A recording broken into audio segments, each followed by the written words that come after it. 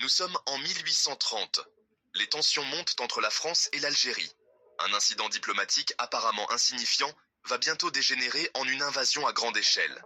Cet événement, connu sous le nom de l'incident de l'Éventail, implique Hussein Dey, le dirigeant d'Alger, et le consul français, Pierre de Val.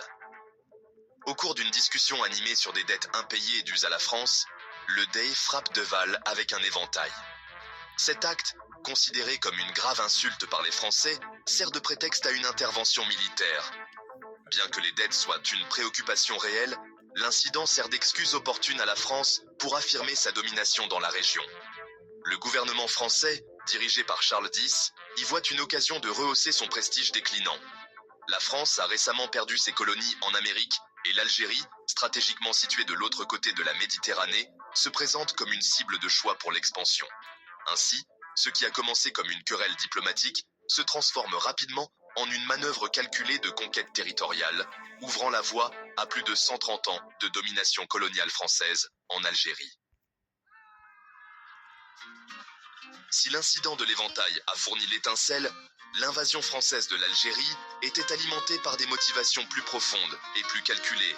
Les intérêts économiques ont joué un rôle important dans le désir de la France de contrôler ce territoire nord-africain. L'Algérie possédait de vastes ressources inexploitées, très convoitées par les Français. Des terres fertiles, au potentiel agricole abondant, promettèrent d'être un grenier pour la France.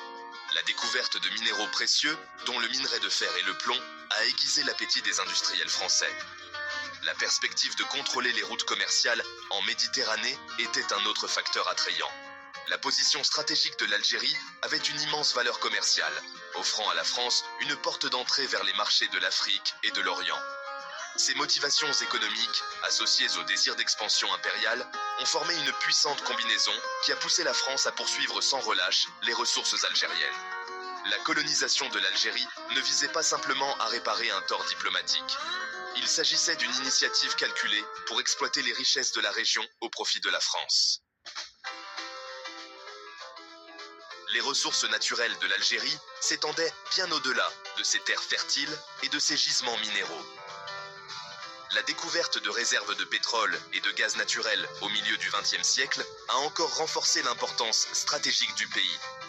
Ces ressources énergétiques, très recherchées après la Seconde Guerre mondiale, ont alimenté les économies des nations industrialisées et sont devenues une source d'immense importance géopolitique.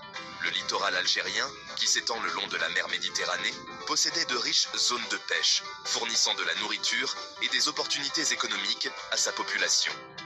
Ces écosystèmes diversifiés, allant des plaines côtières fertiles aux majestueuses montagnes de l'Atlas, détenaient une richesse de biodiversité, ajoutant au capital naturel du pays. Cependant, cette abondance de richesses naturelles était une arme à double tranchant pour l'Algérie. Si elle a attiré l'intérêt et les investissements étrangers, elle est aussi devenue une source d'exploitation et de conflits. Le contrôle et la distribution de ces ressources seraient au cœur des luttes qui se sont déroulées pendant et après la colonisation. La conquête française de l'Algérie fut une affaire brutale et sanglante, marquée par la violence, les déplacements et l'oppression. La population algérienne indigène a été confrontée à une discrimination systématique et à la dépossession de ses terres et de ses ressources. Les colons français, encouragés à migrer et à s'établir en Algérie, ont bénéficié d'un traitement préférentiel, créant une société profondément inégalitaire. L'armée française a employé des tactiques brutales pour réprimer la résistance algérienne, recourant à des massacres, à la torture et à la destruction de villages. Le concept de la terre brûlée a été appliqué sans relâche, laissant derrière lui un sillage de dévastation et de désespoir. Les camps de concentration, rappelant ceux utilisés dans d'autres contextes coloniaux, sont devenus des lieux de souffrance et de mort pour d'innombrables Algériens. Le travail forcé, l'expropriation des biens et la suppression culturelle étaient monnaie courante. Les Français cherchant à effacer l'identité algérienne et à imposer la leur. Cette oppression et cette violence systématique, profondément ancrées dans le tissu du régime colonial français, auront des conséquences durables, façonnant les relations entre les deux nations pour les générations à venir. Section 5. La guerre d'indépendance algérienne, une lutte brutale pour la liberté. Après plus d'un siècle de domination coloniale française, le peuple algérien s'est soulevé dans une lutte sanglante et prolongée pour l'indépendance. La guerre d'Algérie, qui a éclaté en 1954, témoigne du désir indéfectible d'autodétermination et de libération de l'oppression. Le Front de Libération Nationale, ou FLN, principal mouvement nationaliste algérien, a lancé une guérilla contre les forces françaises, ciblant les installations militaires, les infrastructures coloniales et les symboles de l'autorité française. Le conflit s'est rapidement transformé en une lutte brutale et complexe, impliquant civils et combattants. Le gouvernement français, déterminé à maintenir son emprise sur l'Algérie, a réagi avec une force militaire écrasante. La torture, les exécutions sommaires et le déplacement forcé de villages entiers sont devenus monnaie courante. La guerre a été caractérisée par des atrocités commises par les deux camps, laissant de profondes cicatrices dans la mémoire collective des deux nations. Après 8 longues années de combat, marquées par le sang versé et les sacrifices, l'Algérie a finalement obtenu son indépendance en 1962. Les accords d'Évian, signés par la France et le FLN, ont officiellement mis fin à la guerre et ouvert la voie à l'autonomie algérienne. Section 6. Le prix de la liberté. Quantifier le coût humain de la colonisation. Le coût humain de la colonisation française en Algérie a été effarant. Bien que les chiffres précis restent difficiles à obtenir et contester, les historiens estiment que des centaines de milliers, voire des millions, d'Algériens ont péri pendant les 132 ans de domination française. La conquête initiale des années 1830 a été particulièrement brutale, entraînant la mort d'environ 500 000 à 1 million d'Algériens. La répression des soulèvements et des rébellions qui ont suivi a encore aggravé le bilan. Pendant la guerre d'indépendance algérienne, la violence a atteint de nouveaux sommets. Les sources algériennes affirment que jusqu'à 1,5 million de civils ont été tués, tandis que les estimations françaises situent ce nombre autour de 350 000. Le recours à la torture, les déplacements et la violence aveugle ont contribué à ces pertes massives en vies humaines. Ces chiffres, bien que débattus, brossent un tableau sombre du coût humain de la colonisation.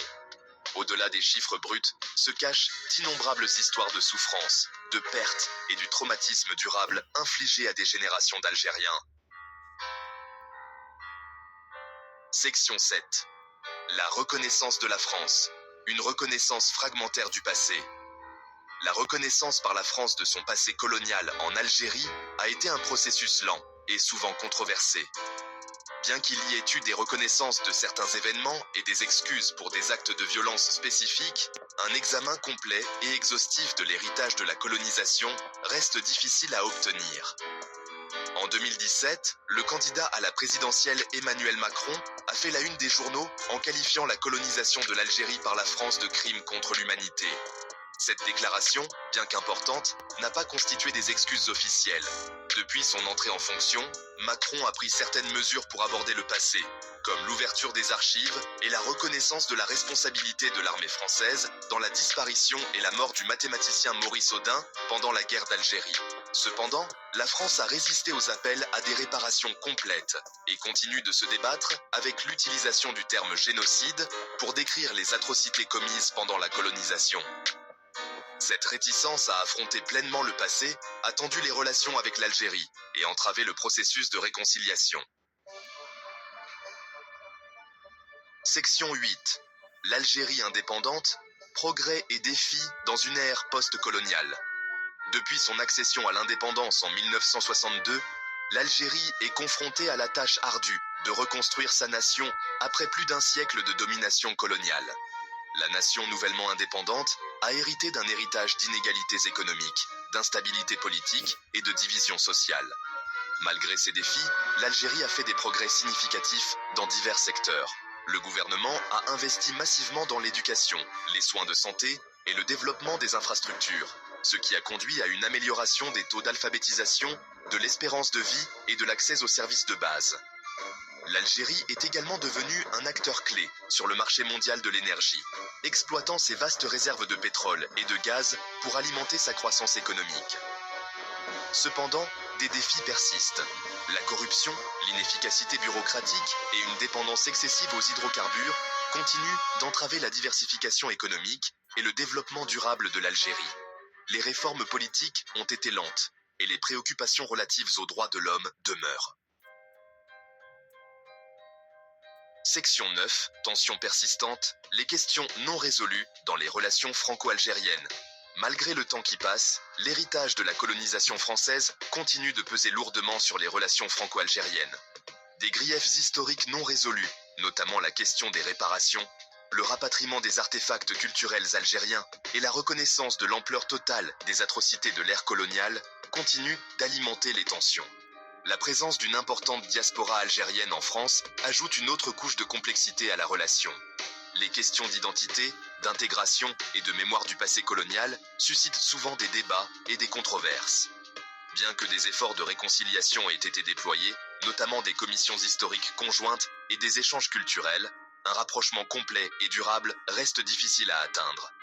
Aborder les blessures persistantes du passé, reconnaître les souffrances infligées et s'engager dans un véritable processus de vérité et de réconciliation sont des étapes essentielles pour construire un avenir plus juste et plus équitable pour les deux nations.